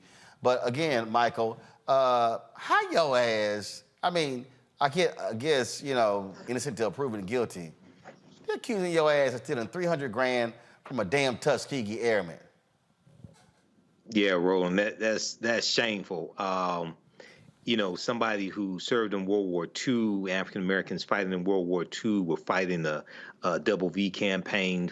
They're fighting against Hitler and the Nazis, but they're also fighting against racism and lynchings and segregation here at home as well. And, I don't understand. So we'll see how this plays out. All this has to be proven in court. Once again, I'm not a defense attorney, but I've been around enough of them to know this. This all has to be proven in court. But just the allegations alone, I don't know if this is true. I don't know how somebody could do that, especially to a Tuskegee Airman, and these brothers faced racism in the military. They faced racism in the Army, sacrificed their lives to fight for a country that discriminated against them when it came to them taking advantage of their GI Bill benefits when they got back home. So we'll see how this plays out. But if these allegations are true, this is a tragedy here. I don't understand how something like this could happen. Well, I do. Greed. That happens. Folk who believe they're going to get away with it. That happens as well. These things happen a lot. And the reality is, folk don't like to sit here and be held accountable. Yes, innocent until proven guilty. But my goodness, that's awful. Here you had, again, a brother, 96 years old, who was, who they say money was taken from. Okay, have y'all seen this here? A lot of these folk, are commenting publicly with regards to what's happening in the battle between Israelis and Hamas. And some folk, I don't think they're getting the message. So, Melissa Barrera, she's an actress. She's supposed to be in Scream 7. Well, she got fired from the movie. Go to my iPad. She got fired from the movie because of her social media posts with regards to the war. And so Deadline says she was let go due to her Instagram stories, which have been perceived as anti-Semitic. Okay, so that's one. So then you also have, let me pull this up, Susan Sarandon. She spoke at a rally, and she actually, let me pull this story up right here. She got dropped by her talent agents because she said, go to my iPad, her UTA was her talent agency. She spoke at a rally where she says American Jews are getting, quote, a taste of what it feels like to be Muslim. Well, that cost her right there as well. Now check this out. Then you have this other story. So a Jewish man in New York, he was captured on video. Let me pull a video up, y'all. He was captured on video saying this. This is the video that was shot. He was talking to a food vendor on the streets of New York. Listen to this. To my friends in immigration. Really? Okay, go, yeah. And to the Egyptian, the Mukhabarat wants your picture. Okay, yalla, go. Yeah? You know the Mukhabarat? The Mukhabarat. No, I don't know. You don't know? I don't speak English. No? Yeah, go, The yalla. Mukhabarat in Egypt will get your parents. Go. Does your father like his fingernails? They'll take them out one by one. Yalla, روح من هنا, yalla, go, yeah. Why should I go? Why should I go? Tell me why I should go. I'm standing here. I'm an American. I have free. It's a free country. It's not like Egypt.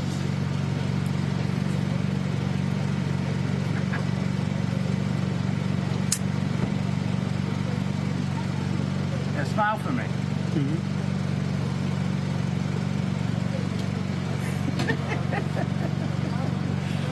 Did you rape your daughter like Muhammad did? Did you rape your daughter like Muhammad? I don't speak English. You only speak English? No English, no. You don't speak English? Yes. All right. Well, that just shows how ignorant you are. Because Muhammad was a rapist. It says in the Hadith, in your holy book. Oh, Muhammad. What? Oh, Muhammad.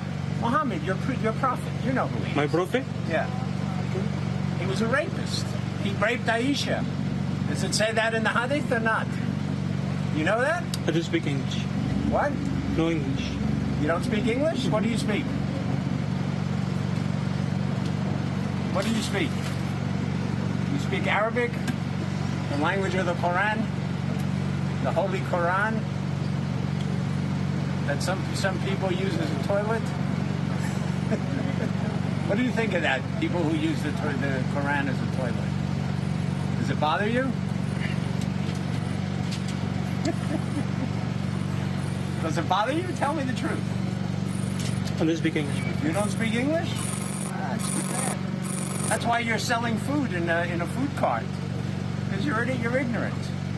But you should learn English. It'll help you. Of course, when they deport you back to Egypt, and the Mukhabarat wants to interview you for being because I'm more. To my friends in immigration. Really? Okay. All right, y'all, so here's the deal.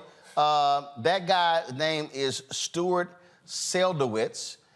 And here's what happened to Stuart. That was not the only video where he was busted. Here was a second video that was recorded by the cart vendor.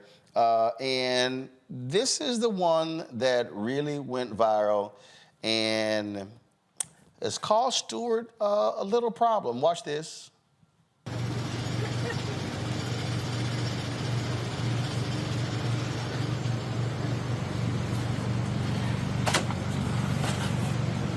Go.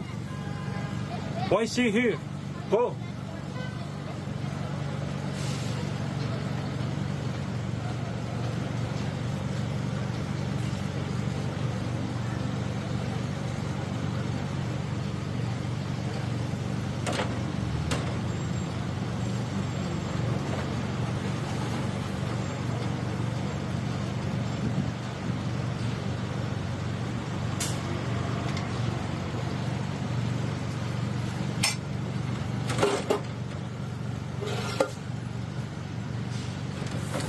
It's not my fault that you pray to a criminal. Listen, I'm working now, okay? Can you leave, please? Go, please. You're not working. There's nobody I'm just here. working here, yeah. Go. There's nobody here. And we're going to put big signs here that say this guy believes in Hamas. Do you want to buy something? No, I don't. Okay, why stay here? I won't give you a penny of my money. Listen. Why stay here? What? You wanna buy something? No. Okay, go. I don't want to go. I have a right to stand here. You have no right to be on the sidewalk. You have a permit? Yeah, I have a permit. I have everything. I have a license. Okay, but you don't have a visa. I have a passport, my friend. Go. What do you have? It's not your business. Go. No, it is my business because I actually know the guy who owns all these. I have an American citizen. Do you have You're it? American citizen? Yeah, do you have it? How? How did you become an American citizen? It's not your business. Go. Oh, you're right. I'm born here. But you're a terrorist. You support terrorism. Listen, go. I'm not support something. You do. You support terrorism. I'm not some. You I'm just working here. Children. You're a terrible person. You kill children, not me. What? Go. My kids? What about my kids? You kill children, not me. Go. I didn't kill children. Okay, why see here? You know why? If we killed 4,000 Palestinian kids, you know what? It wasn't enough. It wasn't enough. Go. All right, y'all. So that guy's name is Stuart Seldowitz. He actually worked for the Obama administration in the State Department. He has been fired from his job. He was apparently working for I'm trying to pull it up, the company he was working for. Bottom line is, homie no longer has his job. It was called Gotham Government Relations. He joined them a year ago as its foreign affairs chair. Here's the thing for me, Joy, that is dumb. Okay, this dude is dumb for attacking this man who's just doing his job. I think it's stupid, people tearing down the photos of hostages.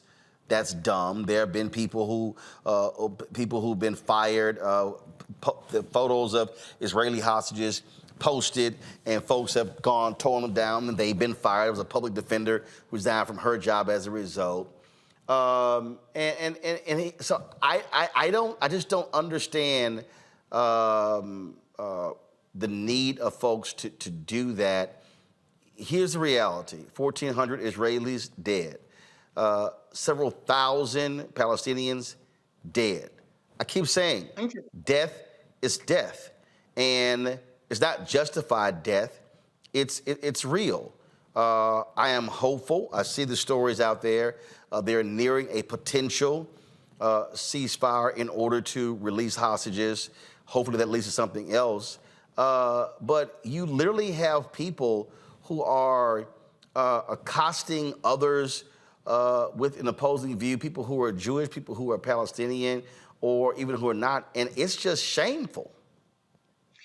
It's shameful. The speech is sacrosanct in this country. But there is a line where you cross, where you are harassing people, where you are inciting violence. That is not okay. That is not okay. So we want to protect people engaged in constitutionally protected speech. That's why we're so proud of what the ACLU is doing, protecting students who are exercising their right to speak out against what they see as injustice in Palestine, in Gaza, in the Gaza region, and those students who are speaking out in favor of Israel. We want to protect that kind of speech. But what Stewart was doing should not be protected. And I hope that in addition to being fired from his job, that folks are looking to him to make sure he is not some kind of risk, some kind of violence risk to both the people who are selling on the streets. I don't know if it was the same vendor he was harassing or if it was another one or anything else. Stewart is clearly on the edge. And frankly, they need to look back. He was a government employee. Did anyone have any complaints against him? Because Stewart's problems didn't just begin on October 7th. This is someone who's deeply disturbed. And we are tired of people who are deeply disturbed for reasons that have absolutely nothing to do with what is going on in Israel and Gaza. Making it about that, doing it in their name, they are wrong. To run, this guy said 4,000 kids killed wasn't enough. I heard somebody else yell at some Jewish protesters, Hitler didn't finish the job. That's some evil shit to say. First of all, this particular conflict is bigger than what happened on October 7th. This is a conflict that goes back at least 70 years, going back to 1948. And even if you want to get outside of the technical historical record, we can go back to the Bible, the Quran, and the Talmud and say this has been going on for millennia. But this particular situation is bringing out a lot of dark energy from just regular rank and file people. We've seen the images that are coming out of Palestine. We've seen the images of hospitals being destroyed. We've also seen the images of hostages being taken. And I feel like a lot of people are seeing these images and they're shocked by them and they're horrified by them. But the fact remains that passion, anger, and rage are valid emotions. What you do with those emotions is on you. And this is actually really surprising to me. I figured this guy was either some sort of investment banker or a broker or somebody who worked on Wall Street. The fact that he actually had a position in foreign policy and he worked in government administrations really is scary to me, because that makes me wonder what sort of policy was he crafting while he worked in government? What sort of policy was he crafting, and whose ear does he have right now if he's willing to be bold enough to go out on the street and not even harass somebody in a government position? He's harassing some random guy with a food stand in New York. And it also shows you that, I say this a lot too, we got to get out of this idea of thinking that this sort of bigotry only happens in Mississippi and Alabama. That sort of mentality happened in New York, which is supposed to be the most diverse city in America. That sort of mentality happens everywhere. I just, for the life of me, Michael, don't get this notion of let me literally attack somebody. I mean, to say Hitler didn't finish the job, and to say 4,000 kids being killed, not enough. Mm-hmm. That's some evil. That's evil to say that. That's pure evil. But people like Stuart Little here are bullies. And they only pick on people who they think won't fight back. And he's going to make the mistake. He's going to run up on the wrong person. underestimate them, and they're gonna whoop his ass. That's what's gonna happen. I'm sorry to say. That's what he people like that won't stop. Okay, it's something wrong with him. But he's gonna run up on the wrong person on the right day, and they're gonna whoop his ass. That's what's gonna happen. So, but yeah, this is a complicated issue, as Tehran was saying, and this also goes back even before 1948 when Israel declared their independence, going back to about 1516 when the Ottoman Empire controlled that area that is in where we have the conflict. But it's important for people to really understand that the lives of Palestinians are equal to the lives of Israelis. The lives of Israelis are equal to the lives of Palestinians. Okay, so you have innocent people on both sides being killed. Now, there are more casualties on the Palestinian side. Right now, it's close to 14,000. But this is a complicated issue dealing with not just Israel and Gaza, but also Iran, Lebanon, Syria, Egypt. So that whole region, Northeast Africa and Middle East. So hopefully they can come to some resolve here. And the real question is who's going to control Gaza after Hamas? Got it. Which is the government. Yeah. Well, I would just say to folks, be wary what you post, be wary what you say, because you could be guaranteed you losing your job. Just letting you know. All right, y'all, we come back. Marketplace segment. We'll talk about a company that makes products to protect your hats when traveling. Trust me, you don't want to miss this. It's different types of hats, and I'll show you exactly their products. It's pretty cool. You're watching Roland Martin Unfiltered right here on the Black Star Network. On the next Get Wealthy with me, Deborah Owens, have you ever had $1 million idea and wondered how to bring it to life? Well, it's all about turning problems into opportunities. On our next Get Wealthy, you'll learn of a woman who identified the overload bag syndrome, and now she's taking that money to the bank through global sales in major department stores. And I was just struggling with 2 or 3 bags on the train. And I looked around on the train and I said, you know what? There are a lot of women that are carrying two or 3 bags. That's right here on Get Wealthy, only on Black Star Network. When you talk about blackness and what happens in black culture, we're about covering these things that matter to us, speaking to our issues and concerns. This is a genuine people-powered movement. There's a lot of stuff that we're not getting. You get it, and you spread the word. We wish to plead our own cause. Too long have others spoken for us. We cannot tell our own story if we can't pay for it. This is about covering us. Invest in black-owned media. Your dollars matter. We don't have to keep asking them to cover our stuff. So please support us in what we do, folks. We want to hit 2,000 people, $50 this month, raise $100,000. We're behind 100,000, so we want to hit that. Y'all money makes this possible. Checks and money orders go to P.O. Box 57196, Washington, D.C. 20037-0196. The Cash App is $RM Unfiltered. PayPal is R Martin Unfiltered. Venmo is RM Unfiltered. Zelle is roland@rolandsmartin.com. I'm Faraji Muhammad, live from LA.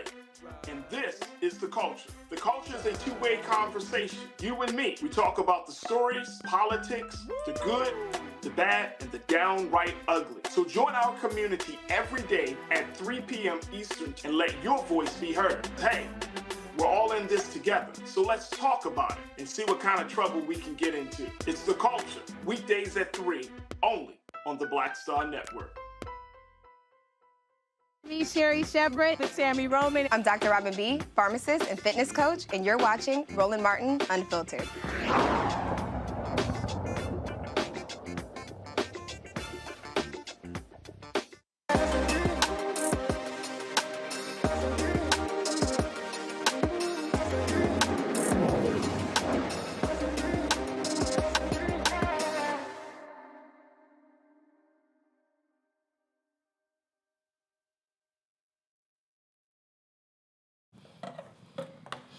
All right, folks. So when I was in Atlanta for Invest Fest, Randy Bryant, who you often see on our show, she actually had a booth that was in the exhibit halls, a whole bunch of vendors that were in there. So as I was heading over to her booth, I was speaking to people, taking selfies and stuff along those lines, and I came across this one booth where I saw this pretty interesting box. And so this is what it was. And I saw it, and I was like, yo, what's that?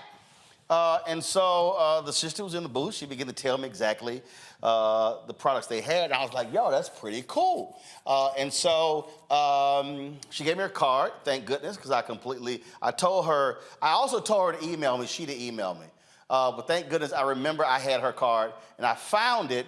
And so I told Carol, I said, hey, let's get her on the show. Because, you know, we always want to feature different Black-owned businesses. She got Christmas coming up. And I just saw this, and I was like, yo, this is a really great product, folks. And so the company's called the Welkin Society.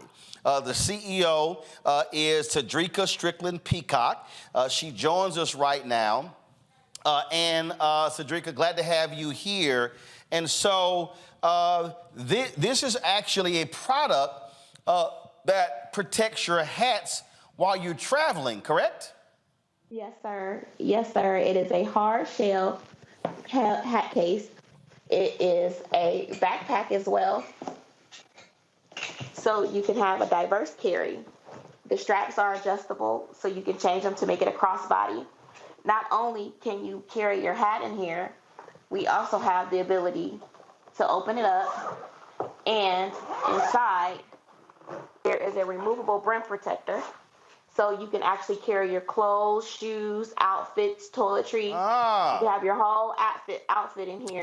And just get ready.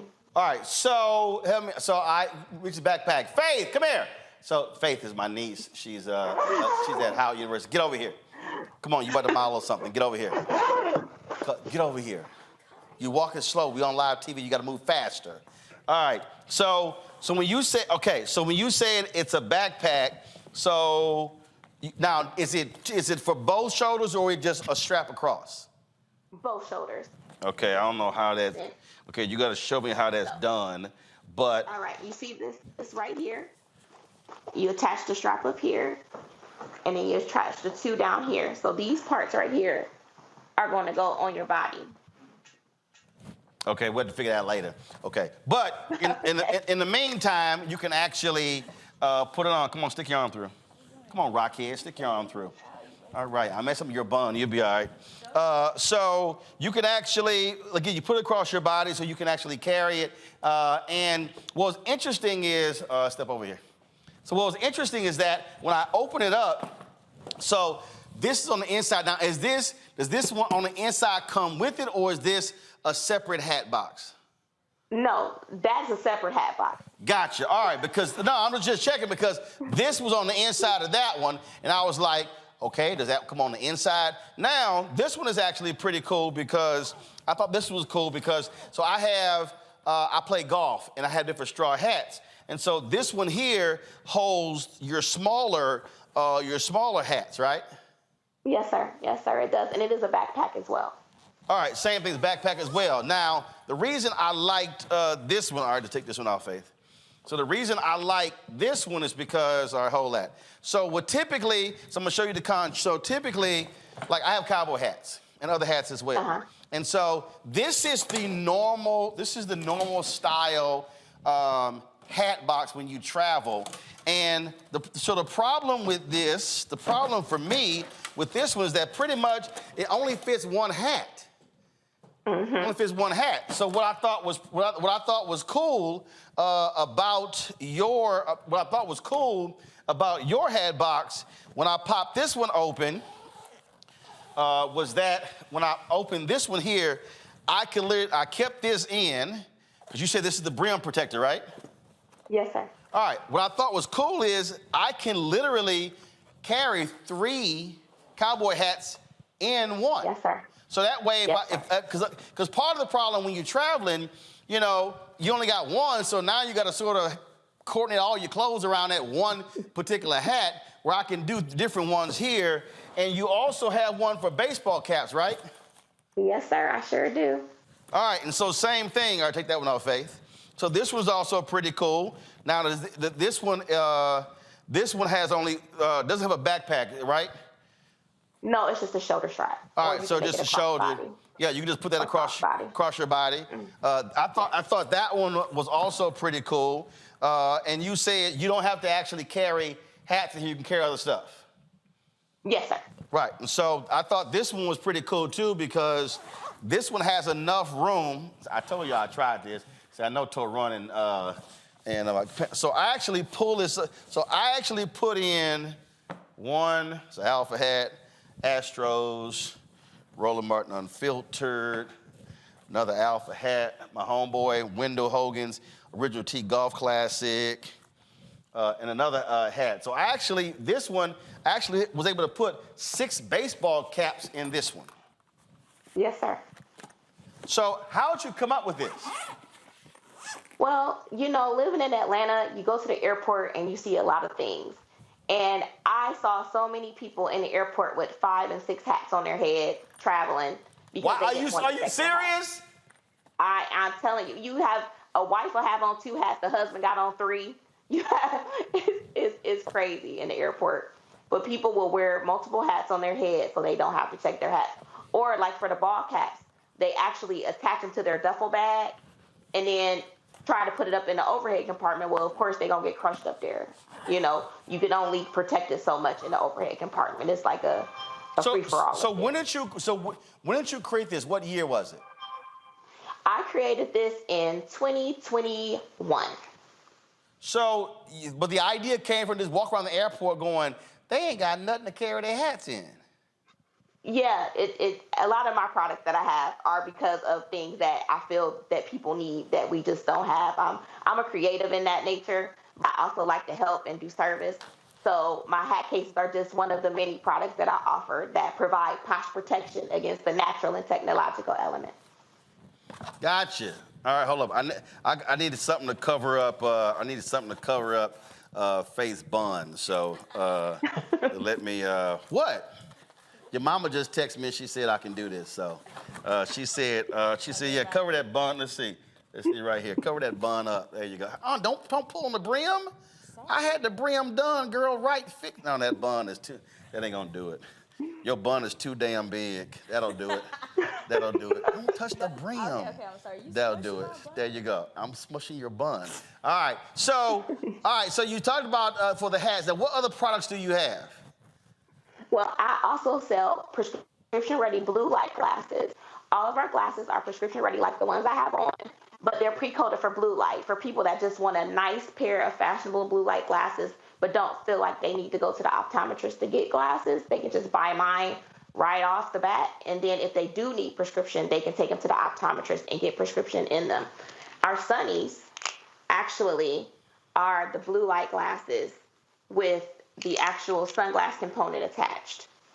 So you have an option to wear sunglasses and your regular glasses too. A lot of people don't like transitions. Those were created because I kept seeing people at the store that would have on their regular glasses and have sunglasses sitting on top of them. All right. I was like, this is now, what are all the other bags you got in front of you right now?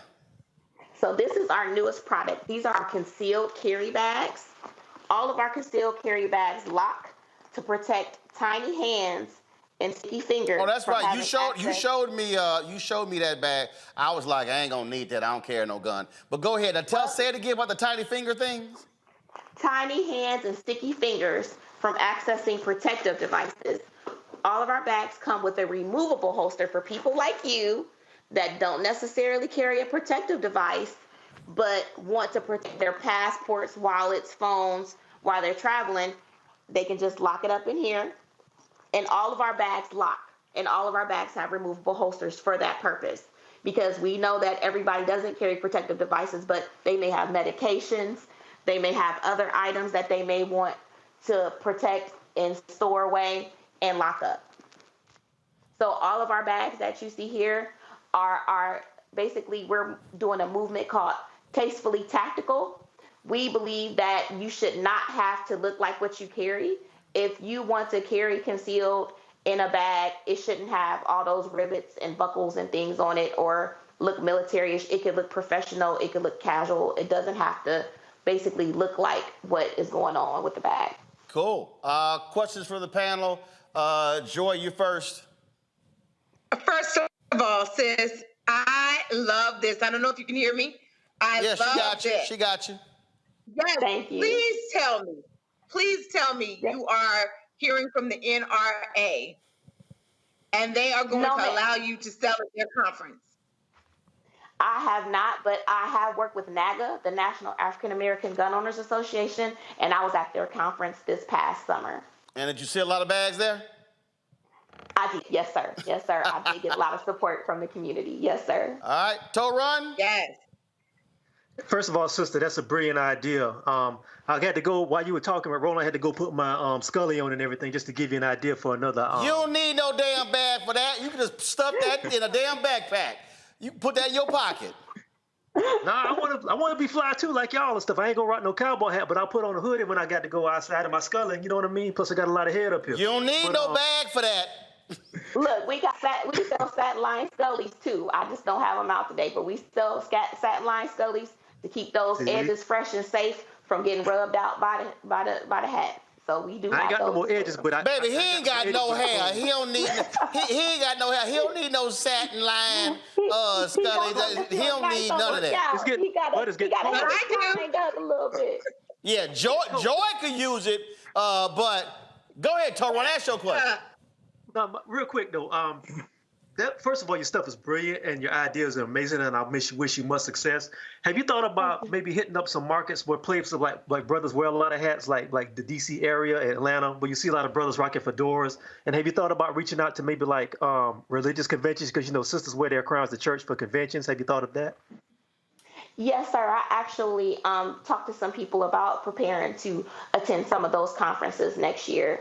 I'm learning about conferences as I grow in my business. So eventually I'll have my great list of conferences to attend, and I'll be able to, align them with my product line. Thank you. Much success to you. Your stuff is beautiful. Michael. Thank you. I appreciate it. Thank you. Hey, Cedrica. Hey, this is a fantastic idea. And I could definitely use the one for baseball hats for like my Phi Beta Sigma fraternity baseball hat. Roland doesn't know anything about this. You damn right. I don't know nothing about that. I don't know nothing. That little flimsy ass hat. You don't need to protect that hat. Roland. That little flimsy little hat. Roland. Roland, you like a black Yosemite Sam, Roland, with that hat on. Hey, don't hate. I'm native Texan. Don't hate. And listen. That's why I kept telling Faith, don't touch my brim. I took mine in and had them properly steamed the brim, so it was just right. So that's why I got to teach her. You ain't got a cowboy hat, do you? Right. I got to teach her when you do a hat, you got to be slow right here, and you got to hold it like this here, so you don't mess the brim up. Mm-hmm. But those of you who don't nothing about hats, that's how I understand. And that's how you're supposed to put it on, like this here. See? You don't know. Right. Go ahead and ask your little question. So Cedrica, for my LL Cool J Kango hat right here, would I wear the same? Would I use the same one for the baseball hats? For this one, do you have something like a different style for this? No, that one would actually fit in a baseball cap one, because it's got a wide enough base for that one to fit and not be messed up. Okay, so for the baseball hat one, like about how many? Did you say 6 hats? How many hats can you get in there ideally? Now you are talking about a Kango hat, so that's a whole different hat, because those are. Well, just say for baseball hats. Just say for baseball hats. Oh, I could have fit about 8. I got 6 in here right now. Okay. I probably could have fit another 2 in there. And again, this large one, like I have fedoras as well and other cowboy hats. So again, I got 3. And these, I got 3 large cowboy hats in here. Doors are a little smaller, and so and this is, and again, this can actually slide under the seat or even fit above. Okay. Yes, sir. All right, great idea. So what's the range, the cost for like the baseball cap one, the large one, and the mid-size one? The baseball cap one is $66. The medium-sized one in the middle, that one is $100, and the large one is $200. Gotcha. Well, listen, first of all, one of my cowboy hats was $140 by itself, and the last thing you want to do is get your nice hats messed up. And I'm sure you sell a whole bunch of these for all them Dorothy Height-style church sister in them hats, huh? Yes, sir. Well, them and the fedora wearers, because, Atlanta is the land of the large brim. So that's why I created this case, because I initially started with the case in the middle, and I got a lot of big brim guys and girls saying, hey, you know what? You got something bigger than this. And so I went into the lab and created this one. Where do you make your products? Where are they made? They are made overseas. Okay. I got you. So, and so you've been doing this since 2021? Yes, sir. Well, I'll tell you, from a hat person, I know my dad's watching, and no, I'm not bringing these home for you.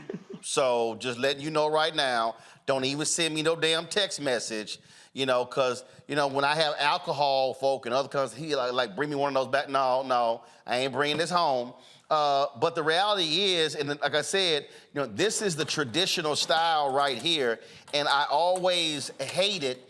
Like I was flying the other day, and one of D.L. Hughley's guys said they retain their flies with his hats as well. And I hate this because, again, all you can do is just carry this, and you can really only fit one hat in it. And so I like the fact that you can throw this over your shoulder, wear it as a backpack.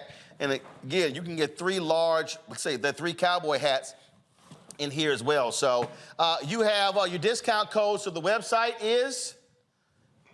www.thewelkin, WELKIN, society.com. First of all, why is it called the Welkin Society? Where did that name come from?